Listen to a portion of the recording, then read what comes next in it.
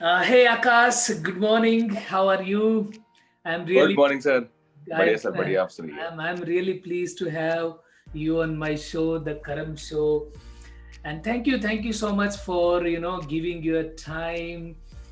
My first question is, I would like to know your story. आपकी जो story, how did you get started? आपने जब start किया तो how did you took the plan or how did you took the decisions to go to found a company? Today you are a founder of a company. So how that all got started?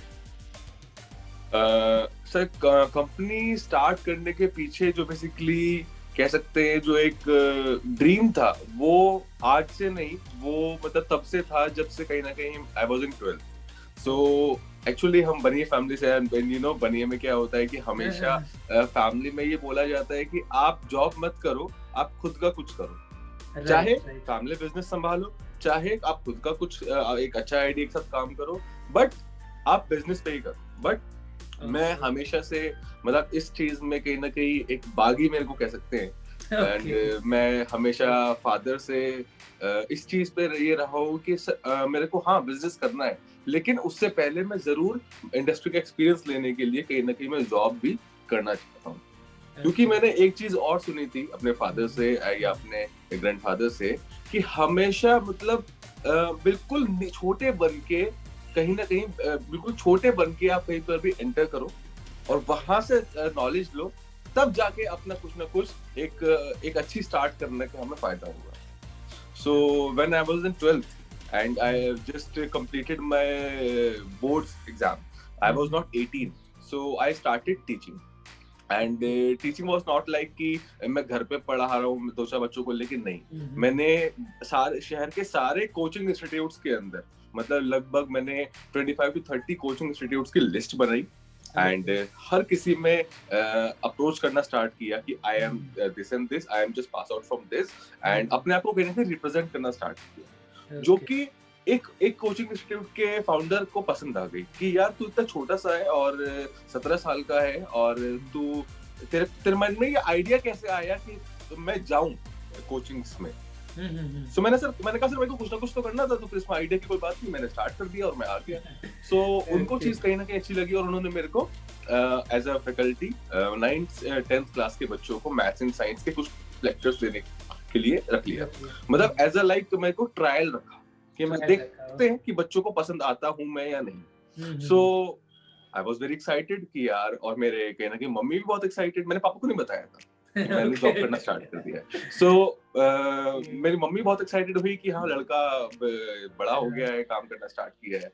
सो मैं कहीं ना, और मुझे आज भी याद है teaching में जनरली एक कोचिंग इंस्टीट्यूट में आप कैसे भी जा सकते हो, जीन्स टी शर्ट में जा सकते हो, लेकिन मैं इतना ज्यादा एक्साइटेड था अपनी फर्स्ट जॉब को लेके, मैं पूरा फॉर्मल्स वगैरह लेके टाई वगैरह, जैसे आप सर आप पूरा तैयार है, इस तरह से मैं पूरा तैयार होके मैं अपने फर्स्ट डे जॉब के लिए गया था, which was not needed actually। Okay. So मेरे को देख के एक तो पहले सारे फैकल्टी मेंबर्स ये लोग लगे यार ये कौन आ गया। So तब उन्होंने बताया कि नहीं नहीं ये कोई नहीं है, ये तो बस छोटी सी क्लास लेने आया है। Then I started. खैर वहां से मेरा कहीं ना कहीं टीचिंग का करियर स्टार्ट हुआ।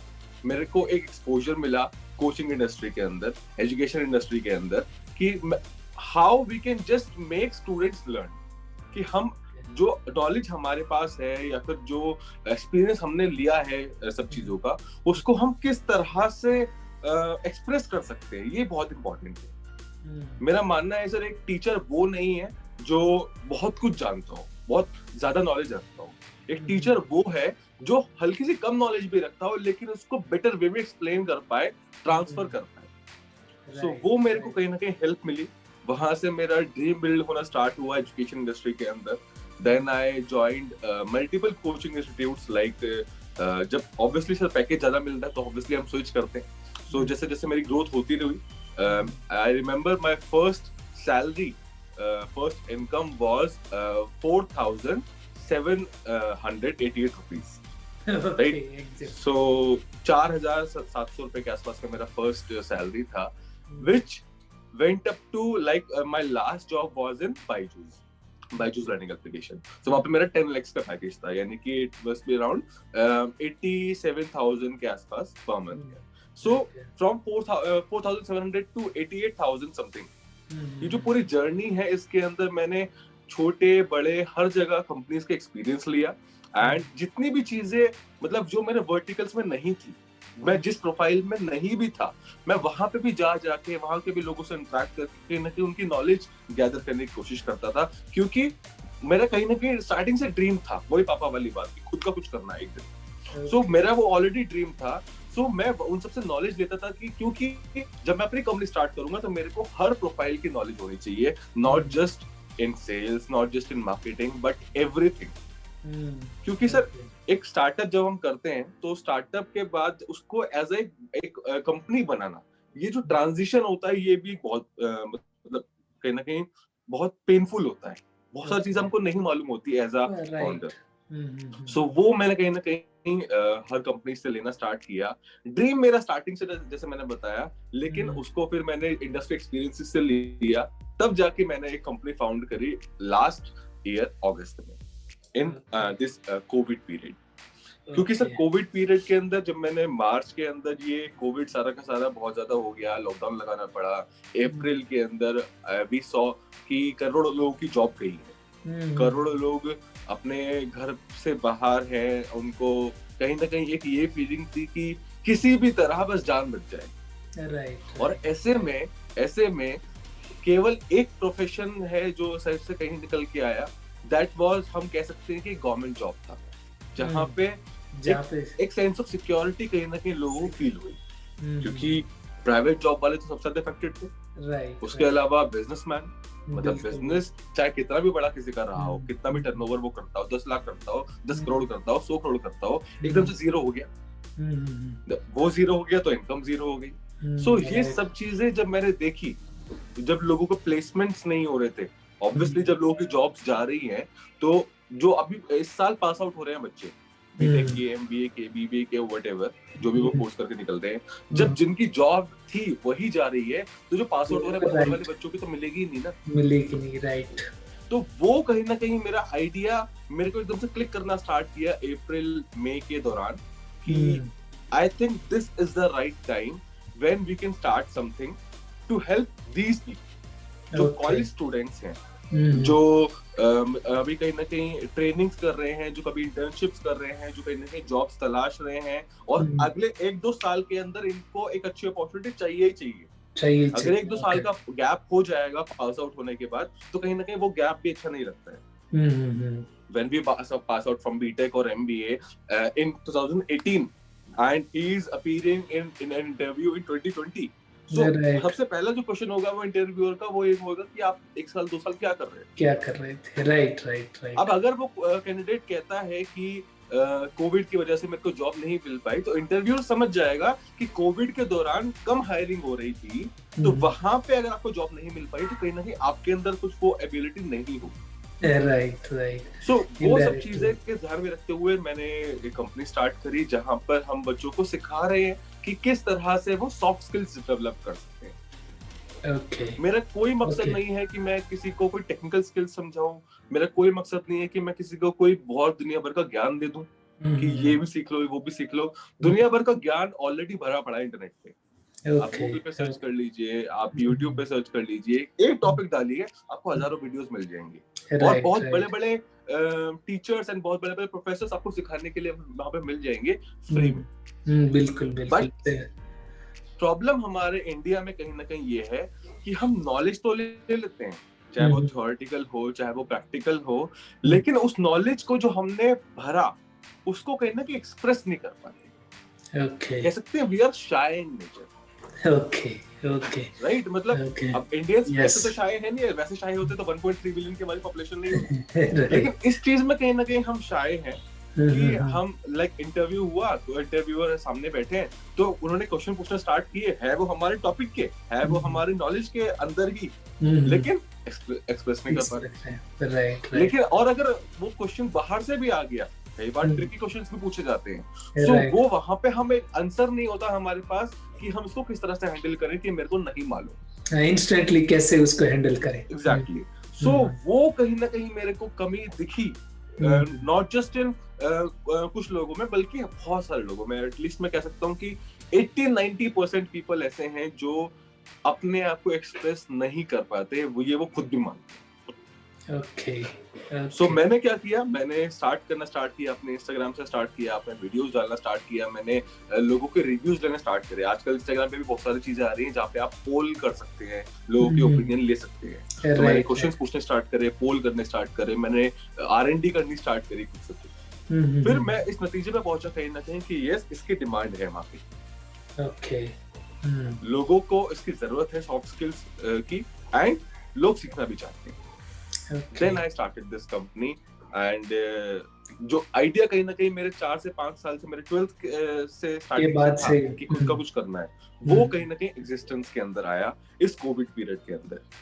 Okay, that's really awesome. बहुत बहुत अच्छा है कि आपने जो है ना, इनफैक्ट कोविड पीरियड में जो है ना वो चीज देखी। अदरवाइज काफी लोग तो डरे थे या ऑफ कोर्स डरे हुए थे, उसमें कोई डाउट नहीं है कि भाई वो डरे हुए नहीं थे। बट ये था कि अब क्या होगा, काफी लोग जो है ना जॉब छूट रही थी। डेफिनेटली आपने उसको एज अपॉर्चुनिटी देखा और उसको स्टार्ट किया और लोगों की हेल्प करना स्टार्ट की। That's really awesome. पैनिक हो जाते हैं सर कई बार लोग, जब कोई भी सिचुएशन आती है तो कई बार पैनिक हो जाते हैं कि यार तो बिल्कुल ही खत्म हो गया, आप क्या कर सकते हैं, हाय हाय हाय, है ना। तो उसी में कहीं ना कहीं हम ये सोच सकते हैं कि हम क्या कर सकते हैं लोगों के लिए। बहुत सारे लोगों ने बहुत सारा डोनेशन किया, अपने क्लोथ्स दिए, खाना दिया, फाइनेंशियली हेल्प करी बहुत सारे लोगों ने। सो वो कहीं ना कहीं जैसे सोनू सूद का भी हम एग्जांपल ले सकते हैं। सोनू सूद जैसे सर, मतलब बेसिकली जहाँ पे कोई इंडस्ट्री का आगे नहीं आ रहा था, वो अपना इनिशिएटिव लेकर आगे आए और एग्जांपल सेट किया कि यस, हम इस हद तक भी लोगों की हेल्प कर सकते हैं। करोड़ों रुपए जो उन्होंने अपनी मेहनत से कहीं ना कहीं कमाए, वो बात अलग है कि उनको पब्लिसिटी मिली और आज उनको अच्छी फिल्म्स मिलने लगी, वो एक अलग चीज है। लेकिन सर ये करने का, मैं कह सकता हूँ, एक जिगर जो होता है ना, ये भी बहुत कम लोगों में है। ओनली कुछ ही लोगों ने किया, नहीं तो कर तो सब सकते थे, लेकिन कर तो सब सकते थे। एक से एक, मतलब अरबोपति हम कह सकते हैं, खरबोपति हम कह सकते हैं, जो ऑलरेडी है इंडस्ट्रीज के अंदर। सो ये कहीं ना कहीं एक फीलिंग जो सोनू सूद सर वाली है, वो हम सीख सकते हैं कि चाहे कैसे भी सिचुएशन आ जाए, हम ये मानते हैं कि हम प्रॉब्लम में हैं, तो और भी लोग प्रॉब्लम में होंगे, तो किस तरह से अपने से नीचे वाले लेवल के लोगों की हम किस तरह से हेल्प कर सकते हैं। Right, that's really awesome. और अभी आकाश जो है ना, अभी हाउ डू यू प्लान, आपका डे कैसे प्लानिंग में जाता है कि किस चीज पर क्या फोकस रहना चाहिए या किस चीज पर नहीं रहना? How do you prioritise, how do you plan your day now? Because earlier you were in the job, right? The things were different. Now you are in the, like, you have started the company, now the things are different. So how do you plan now? Or it is plan basically क्या almost होता है same? कि job में और जैसे अब business में हम जो डिफरेंस फील करता हूँ मैं, वो ये है कि पहले आपका जो प्लान है, पहले आपका जो स्केड्यूल है, वो डिसाइड करते थे आपके बॉस, जो भी हमारे मैनेजर थे, जो भी उनके सीनियर मैनेजर थे। अब बिजनेस में कोई हमें बताने वाला नहीं है। कोई हमको ये बताने वाला नहीं होता कि आकाश, आपको ये चीज करनी चाहिए, ये चीज करने से आपकी ग्रोथ होगी, ये चीज करने से आपकी कंपनी की ग्रोथ होगी। We have to think everything of our own. अगर हमको कोई स्ट्रैटेजी अप्लाई करनी है, अगर हमको कोई आइडिया अप्लाई करना है, टीम से काम करवाना है, कैसे करवाना है, कैसे हैंडल करना है लोगों को हैंडल करना भी एक बहुत बड़ा टैलेंट है सर। यस। आप रिक्रूटमेंट कर सकते हैं, लेकिन मैनेजमेंट इज एन आर्ट। सो वो कहीं ना कहीं जो हर चीज है, वो हमको खुद ही सीखनी पड़ती है। खुद ही उसके लिए हमको कंसल्टेंट से, बड़े बड़े जो स्पीकर्स होते हैं, जैसे डॉक्टर विवेक बिंद्रा हो, मैं उनका कहीं ना कहीं स्टूडेंट रहा हूँ, उनसे बहुत सारी चीजें सीखता हूँ। सो ये हमें कहीं ना कहीं हमेशा खुद से खुद इनिशिएटिव लेना पड़ता है। सेम बात आती है जो आपका क्वेश्चन है कि हम टाइम कैसे मैनेज करते हैं। हमको, मतलब बिजनेस करने का मतलब ये नहीं है कि अब हम इजी मोड में आ गए हैं। अब तो भाई हम, मतलब पहले 10 घंटे काम करते थे, तो फिर अब हम 4 घंटे 5 घंटे काम कर सकते हैं? नहीं। आप 4-5 घंटे भी कर सकते हैं, लेकिन फिर आप ये एक्सपेक्ट नहीं कर सकते कि आपका बिजनेस ग्रो करेगा। अगर आपने कोई बिजनेस स्टार्ट किया है और आपका ड्रीम है कि आप उसको यहाँ से यहाँ लेके जाए, यहाँ से यहाँ लेके जाए, तो आपको ओवर टाइम काम करना पड़ेगा। और वो ही मैं करता हूँ एक्चुअली। मैं, अगर आप मेरी मतलब पर्सनल्स में जाएंगे, तो फिर मैं रात को 2 बजे, 3 बजे, 4 बजे, 5 बजे तक भी मैं काम करता रहता हूँ। अब ऐसा नहीं होता कि मैं केवल मतलब सामने बैठा हूँ और मैं लगाए पड़ा हूँ, नहीं, मतलब कुछ ना कुछ आइडियाज जो आते हैं, कुछ ना कुछ चीजें जो आती हैं, उसको मैं रात को ही करना प्रेफर करता हूँ, rather than just postponing for tomorrow।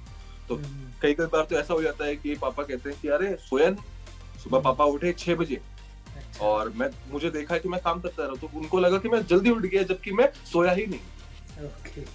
सो इस हद तक कहीं ना कहीं हमको काम करना पड़ता है when we have responsibility of not just our, बल्कि जितने हमारी टीम में लोग काम कर रहे हैं, आपकी कंपनी में काम कर रहे हैं, सो वो उनकी भी कहीं ना कहीं रिस्पॉन्सिबिलिटी हमारी तरफ है। राइट। अगर हम ओवर टाइम वर्क नहीं करेंगे तो हम उनको वर्क नहीं करा सकते। We have to just set an example, and सबसे पहला एग्जाम्पल कहीं ना कहीं लीडर होता है। मैंने एक बात सुनी थी, एक इंटरनेशनल लीडर है, उनका मैं नाम तो नहीं लूंगा, बट उनकी बात मैं बताना चाहूंगा। A leader is the one who goes the way, knows the way and shows the way. Leader is not just कि उसने बोल दिया कि चलो इस तरह। गांधी जी अगर दांडी मार्च करने निकले थे या फिर कोई भी और आंदोलन करने निकले थे, तो उन्होंने ऐसा नहीं बोल दिया कि नहीं तुम ये आंदोलन करो, मैं घर पे बैठा हूँ, मैं मुझे बता देना क्या रिपोर्ट थी। नहीं, खुद जाते थे, वो पूरे भीड़ के सबसे आगे वो होते रहते थे। राइट, तब लोगों को बिलीव आता था कि यस, जो ये बात बोल रहे हैं उसको खुद भी अप्लाई कर रहे हैं। तब जाके लोगों में विश्वास बढ़ता है, तब जाके लोग अपने साथ जुड़ते हैं, तब जाके कुछ हम चेंज क्रिएट कर पाते हैं। सो मेरा मैसेज, जितने भी सब लोग हमको देख रहे हैं, एंड जो लोग भी कुछ ना कुछ उनके अंदर कुछ ना कुछ खुद का बिजनेस करने का है, खुद का कुछ स्टार्टअप करने की एक फीलिंग है, बहुत सारे लोगों के मन में वो होती है। तो आप इस चीज के लिए तैयार रहिए कि आपको ओवर टाइम काम करना होएगा अगर आप कुछ चेंज लाना चाहते हो सोसाइटी के अंदर। अगर ऐसे ही बिजनेस स्टार्ट कर लिया और नॉर्मल उसको ऐसे ही चलाना है, तो कोई मतलब बहुत ज्यादा पेन लेने की जरूरत नहीं है। टाइम मैनेजमेंट मतलब ये आप मान के चलो कि लाइक 24 आवर्स में से आपको 12 घंटे, 13 घंटे, 14 घंटे, 16 घंटे, 18 घंटे आपको जो आपका आइडिया है उसमें काम करना चाहिए, तब जाके फायदा है। Okay. This is the difference between like जो मैंने जॉब में फील किया एंड जो बिजनेस में फील किया। यहाँ पे हमारा खुद की ओनरशिप है, हमें आगे बढ़ाना है। ऑब्वियसली जॉब के अंदर इतनी ओनरशिप नहीं होती, पता होता है कंपनी का work. We have to just fulfill our working timings. Yes. Okay, next question is, what did you learn in Byju's? This is an industry, they are growing in a different way, right? Now the Byju's is a big company, they took up the market. So what did you learn, that how the industry is going, how the future of that Byju's and the industry of education that is going on? The thing I like the most of Mr. Byju, जो बाइजू रविंद्रन है, जो बाइजू के founder है, when I was in Bangalore, so मुझे कई बार मौका मिला उनसे लाइव मिलने का, उनके साथ कुछ इंटरेक्शन करने का। so जो चीज मैंने पर्सनली उनसे मीट करके फील की, और जो मैंने उनके बारे में हम सुनते थे, जानते थे, जो इंडस्ट्री में देख रहे हैं, सबसे अच्छी चीज मेरे को ये लगी कि they are very convinced about what they are doing. Like for example, अगर हमने कोई चीज स्टार्ट कर दी और हमें खुद ही बिलीव नहीं है कि हम वो चीज कर पाएंगे भी या नहीं कर पाएंगे, लोगों को उसके नीड है भी या नहीं, लोग उसको पसंद करेंगे भी या नहीं, ये कहीं ना कहीं बहुत सारे डाउट्स इफ बट जो हम करते हैं कि what if I fail, what if people won't relate to it, what if people don't buy it और समथिंग, वो जो चीजें हम बहुत सारे इफ बट करते हैं, ये बहुत सारे जो हम शंकाएं अपने मन में पैदा करते हैं, कोई और नहीं करता, हम ही करते हैं एक्चुअली। राइट, ये बिलीफ एंड परसिस्टेंस जो है सारा का सारा, सो वो कहीं ना कहीं से हमको बाहर निकल के we have to be 100% convinced. जो मैंने बाइजू सर के अंदर, मैंने पर्सनली उनके अंदर देखा, उन्होंने एक प्रोडक्ट डेवलप किया, उन्होंने एक लर्निंग का पूरा प्रोडक्ट डेवलप किया, कैसे भी किया, फंडिंग वगैरह लगा के पूरा इन्वेस्टमेंट करके पूरा प्रोडक्ट डेवलप किया, एक ऐप अच्छा सा बनाया, ऐप का इंटरफेस अच्छा सा बनाया जो लोग को एंगेजिंग लगा, फिर उन्होंने R&D करी, लोगों के रिव्यूज ले, तब वो फुल्ली कन्विंस्ड हो गए। उन्होंने पोटेंशियल देखा मार्केट के अंदर, कितना बड़ा हमारा कंट्री है, हमारे कंट्री के अंदर कितनी नीड है ऑनलाइन एजुकेशन की एंड ऑल, मतलब जो भी है, उन्होंने सब चीजों को रिसर्च करने के बाद वो जो नतीजे पे पहुंचे कि यस मैं स्टार्ट कर रहा हूँ इस कंपनी को, तब वो फुल्ली कन्विंस्ड हुए और आज भी फुल्ली कन्विंस्ड है। तभी वो इतने एग्रेसिवली मोड में ग्रो करते जा रहे हैं। व्हेन आई जॉइंड बायजूस, उस टाइम पर उसकी इवैल्यूएशन जो थी वो थी केवल $2 बिलियन। Okay, $2 billion. एंड हमने देखा है बायजूस को यहाँ से यहाँ आते हुए, $2 बिलियन से 4 हुआ, 5 हुआ, 6 हुआ, 7 हुआ, 8 हुआ, अभी 12 बिलियन डॉलर का वैल्यूएशन उसका हो गया है। बड़े बड़े एड्स कर रहे हैं, इंडियन क्रिकेट टीम का स्पॉन्सर वो बन गए हैं।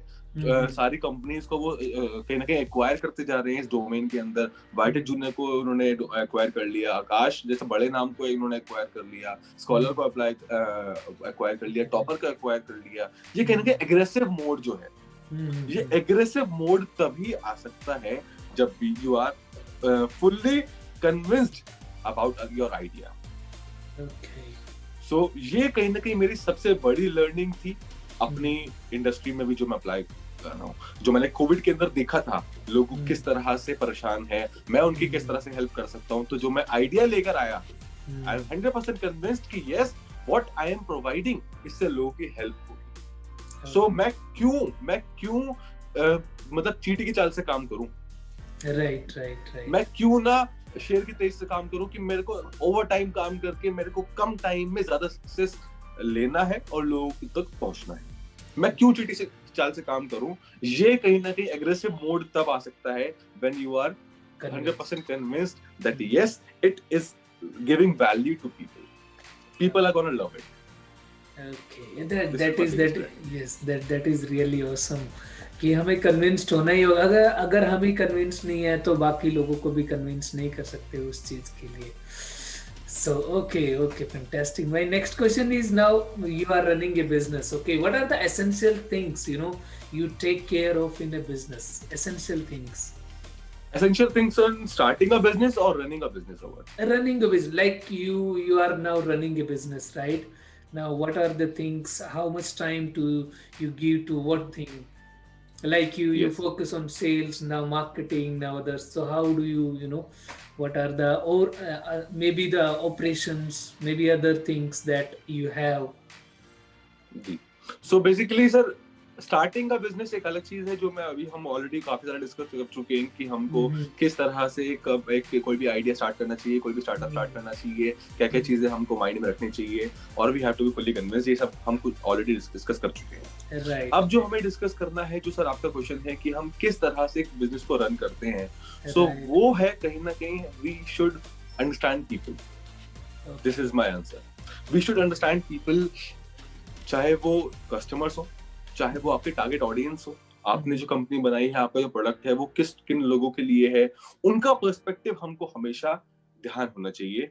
वो क्यों इंटरेस्टेड हुए आपके प्रोडक्ट के अंदर, वो क्यों इंटरेस्टेड हुए आपके सर्विसेज के अंदर जो भी आपने बनाई है। आपको हमने एक सेइंग काफी सुनी है, कहावत काफी सुनी है कि अपने आप को उनके जूतों में रख के सोचो।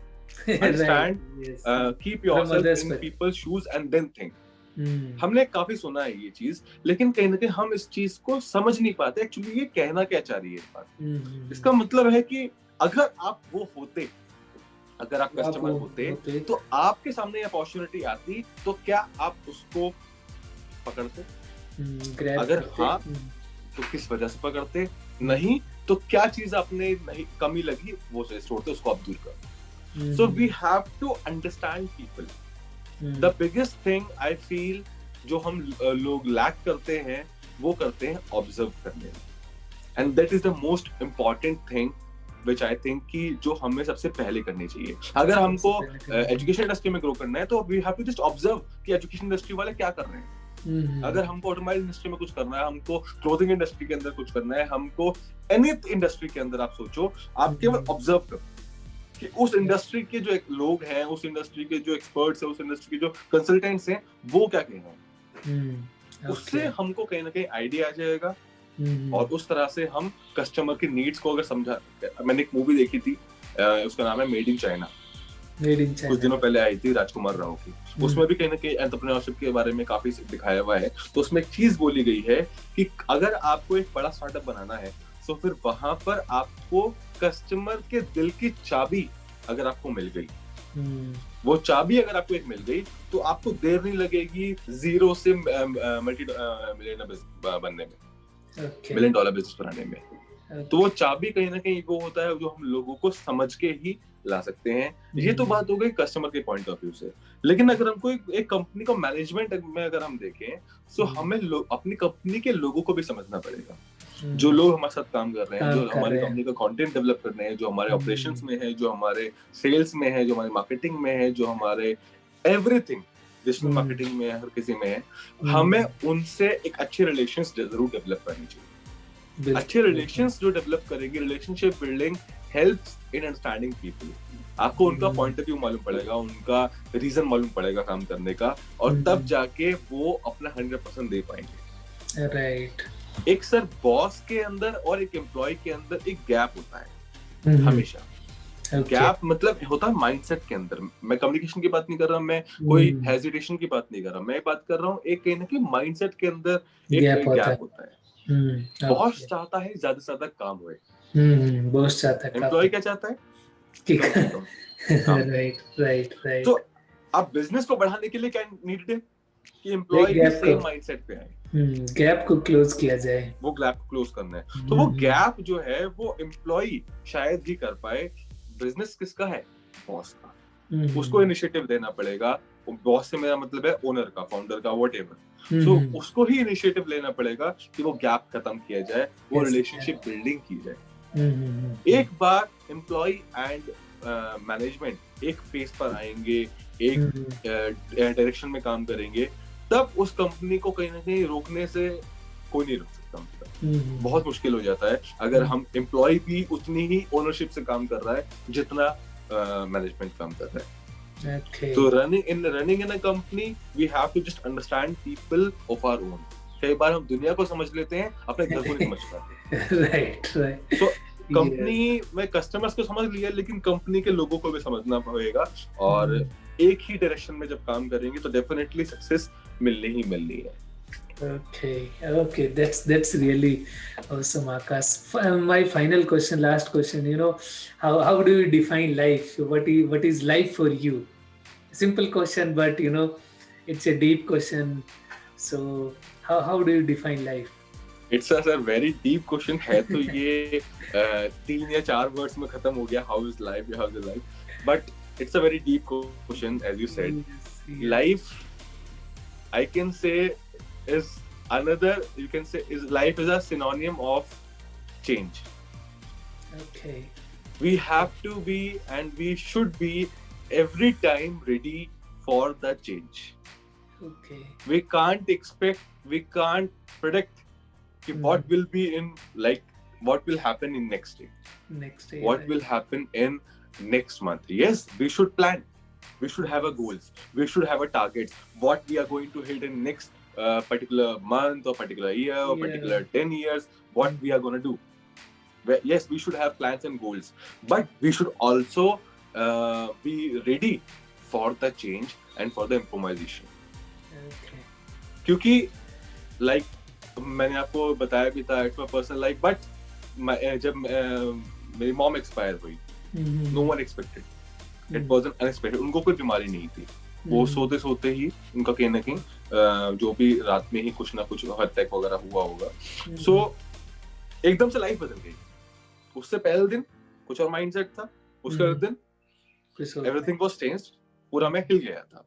सो ये कहीं ना कहीं मैंने उस चीज के दौरान मैंने कहीं ना कहीं रियलाइज करा कि हमें हमेशा हमें रिजिड नहीं होना, राइट। हमें हमेशा इम्प्रोवाइजेशन के लिए हमेशा तैयार रहना है। अगर ये आ गया तो मैं ये करूंगा, अगर ये आ गया तो मैं ये करूंगा। हम जब रोड पर चलते हैं, हमारे कई बार हम अगर हम अपने फैमिली के साथ हैं, अपने वाइफ के साथ हैं, अपने किसी भी फैमिली मेंबर के साथ में हैं, तो हम एज अ एल्डर वन हम क्या कोशिश करते हैं, हम रोड की इस साइड कौन चले, हम चले। राइट। अपने नियर एंड डियर वंस को हम क्या करते हैं, साइड वाली तरफ करते साइड, हैं। राइट अगर राइट। कोई मिस हैपनिंग होनी हो तो वो हाँ मैं वैसे। राइट। सो ये कहीं ना कहीं जो प्रोएक्टिवनेस है, ये कहीं ना कहीं जो हम दूर की सोच के इम्प्रोवाइजेशन का है, जो चीज हो जाए उसमें कैसे मैं डील करूंगा, ये हमको कहीं ना कहीं हमेशा तैयार रहना चाहिए in life too, in our professional life also and in our personal life also. Personal life के अंदर भी लाइक हमने सोचा है कि यार हमें इनसे रिलेशन अच्छा डेवलप करना है, लेकिन अगर वो इंटरेस्टेड नहीं हुए तो, या फिर उनका इंटरेस्ट चेंज हो गया तो, क्योंकि टाइम के साथ, सिचुएशंस के साथ सबका माइंडसेट चेंज होता है। आपको थोड़ी मालूम है कि सामने वाला किस परेशानी में है, आपको थोड़ी मालूम है कि वो बेचारा किस चीज से जूझ रहा है। सो कल के दिन को उसके ऊपर कुछ ऐसा प्रेशर आएगा, कुछ ऐसी वो परेशानी के अंदर आएगा, उसका हो सकता है बिहेवियर चेंज हो जाए और तब आपको बुरा लगे। तो वो बुरा लगने से बेटर है कि वी शुड अंडरस्टैंड कि वो बेचारा, अगर किसी के बिहेवियर चेंज हो रहा है, हमारे साथ भी कई बार अगर किसी का बिहेवियर चेंज हो रहा है, so we should stop and think कि शायद वो किसी परेशानी में तो नहीं, तब उसका बिहेवियर चेंज हो रहा है। चाहे हमारे पे कोई कितना भी गुस्सा कर ले, चाहे हमें कोई कुछ भी बुरा भला बोल ले, हमें लास्ट में उससे बोलना चाहिए, भाई ये बता कि क्या प्रॉब्लम है, क्या कुछ ना कुछ तो शायद प्रॉब्लम होगी तेरे साथ। In our personal life and in our professional life हम इस चीज को अप्लाई करें, लोगों के प्रॉब्लम्स को समझें, लोगों के साथ अच्छा से डील करें, क्योंकि लोग कोई बुरे नहीं होते, राइट, कोई भी बुरा नहीं होता, बस एक रेशो होता है, कोई 90% अच्छा है, 10% बेकार है, राइट राइट राइट, कोई 10% अच्छा है, 90% बेकार है। और जो 90% बेकार है बंदा, जो पूरी दुनिया के साथ गलत करता है, वो 10% जो अच्छा है, वो कुछ लोगों के लिए तो अच्छा होगा ना। तो जिन लोगों के लिए वो अच्छा है, उनके लिए तो वो अच्छा ही है हमेशा, उनको थोड़ी मालूम है उनकी वो वाली साइड। Right right right. तो we should just be ready for change, we should adapt everything, we should be change, we should be ready for the improvisation, and we should understand people. This is life, I guess. Okay Akash, thank you so much. It was lovely discussion with you, and you shared so much wisdom, and definitely I am also, the listeners also are going to apply these things. So thank you so much. Thank you so much sir, आपने मेरे को invite किया, and it was like इतना सब कुछ जो हमने कहीं कहीं डिस्कशन किया, आपने अपनी चीज बताई, एंड आपके बारे में मैंने पढ़ा। You are doing such a great initiative जो लोग कहीं ना कहीं हेल्प जरूर करेगा, एंड जो लोग हमारा ये वीडियो बाद में देखेंगे, हो सकता है आप उस टाइम पर सो रहे हो सकता है आप उस टाइम पर कुछ और कर रहे हो, लेकिन उनको कहीं ना कहीं हेल्प मिल रही है आपके इस इनिशिएटिव की वजह से। So that's very wonderful for you. आपकी जो सोच है कहीं ना कहीं ये बहुत सारे लोगों को हेल्प करने वाली है। Okay, Akash. Okay, thank you so much. Thank you so much.